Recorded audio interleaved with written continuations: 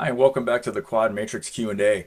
Today we're going to answer the question, what if the quad wedge doesn't split open very far when I place it? How do I engage the quad wedge if it doesn't split open with the quad ring?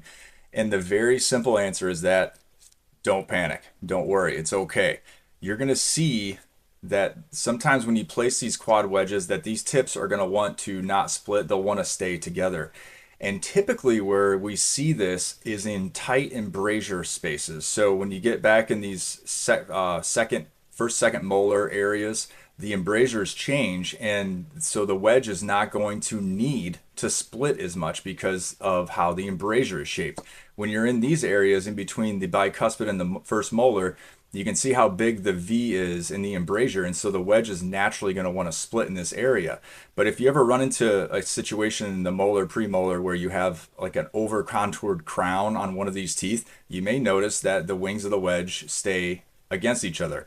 And when this happens, don't worry. All I recommend doing is simply taking the driver tip, and normally we would try to drop it right in that lingual embrasure there and let it split those wings. But if that's going to be too difficult, then all I will do is just shift the driver tip a bit more mesial before I let it go, and you're going to just let the driver tip kind of push both wings of the quad wedge against the matrix band. And so now you have that driver tip engaging both wings of the quad wedge and pushing it against the matrix band to get that superior seal in that gingival area.